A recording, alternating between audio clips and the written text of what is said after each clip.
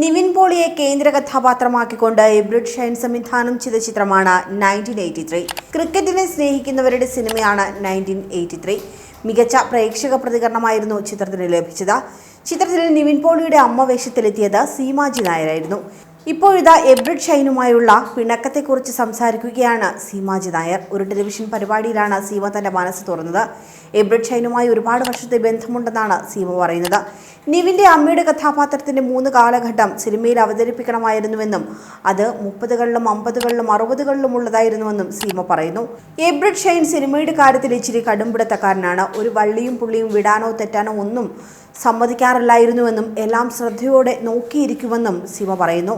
അദ്ദേഹത്തിന് ഉൾക്കൊള്ളാൻ സാധിച്ചില്ല എങ്കിൽ വീണ്ടും വീണ്ടും ചെയ്യിപ്പിച്ചുകൊണ്ടേയിരിക്കും. എബ്രിഡ് ഷൈൻ അക്കാര്യത്തിലൊക്കെ ഭയങ്കര സ്ട്രിക്റ്റ് ആണെന്നാണ് സീമ പറയുന്നത്. അത് തന്നോട് മാത്രമല്ല എല്ലാവരോടും അങ്ങനെ തന്നെയാണെന്നും സീമ പറയുന്നു. ഒരുപാട് സീനുകളില്ല എങ്കിലും ശക്തമായ വേഷം തന്നെയായിരുന്നു സീമാജി നായർക്ക് ചിത്രത്തിലുണ്ടായിരുന്നത്. കുട്ടികളുടെയും മുതിർന്നവരുടെയും കൂടെ രംഗങ്ങളുണ്ട്. ഒപ്പം നിവിൻ പോളിയുടെയും ജോയ് മാത്യുവിൻ്റെയും കൂടെയുണ്ട്. എബ്രിഡ് ഷൈൻ്റെ നാട്ടിൽ തന്നെയായിരുന്നു ചിത്രത്തിൻ്റെ ഷൂട്ടൊന്നും കുഴപ്പമില്ലാതെ നടന്നുവെന്നും സീമ ഓർക്കുന്നുണ്ട്. പക്ഷേ ഇടയ്ക്ക് തമ്മിൽ പിണങ്ങേണ്ടി വന്നുവെന്നും താരം പറയുന്നു. പടത്തിന് ഡബ്ബിംഗ് നടക്കുന്ന സമയത്തായിരുന്നു പിണങ്ങിയത്. നാളെ കഴിഞ്ഞ് ഡബ്ബിംഗ് തുടങ്ങുകയാണെന്ന് പറഞ്ഞ് പ്രൊഡക്ഷൻ കൺട്രോളർ വിളിച്ചുവെന്നും ചേച്ചിയെ വെച്ച് തന്നെയാണ് ചെയ്യാൻ തീരുമാനം, നാളെ രാവിലെ 9:30 തന്നെ എത്തില്ലേ എന്നും ചോദിച്ചു.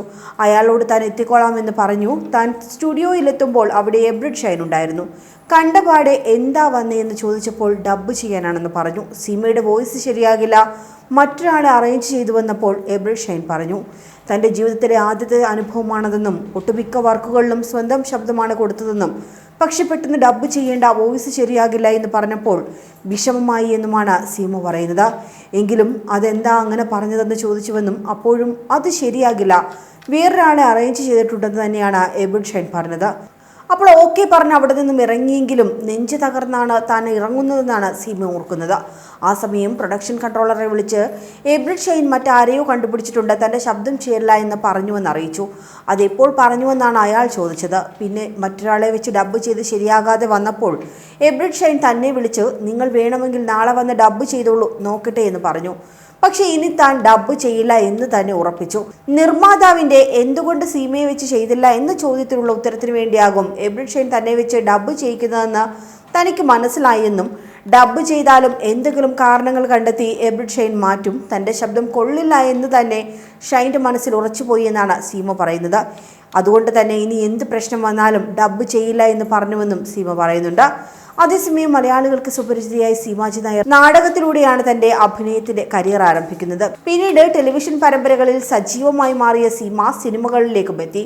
ഇന്ന് മലയാള സിനിമയിലെ തിരക്കുള്ള നടിമാരിൽ ഒരാൾ കൂടിയാണ് സീമാജി നായർ. സിനിമയ്ക്കും സീരിയലിനും പുറത്ത് തന്റെ സാമൂഹിക സേവനങ്ങളിലൂടെയും സീമാജി നായർ വാർത്തകളിൽ ഇടം പിടിച്ചിട്ടുണ്ട്. സമൂഹത്തിൽ പ്രതിസന്ധികൾ നേരിടുന്നവർക്ക് താങ്ങായി പലപ്പോഴും മുന്നിലെത്താറുണ്ട് സീമ.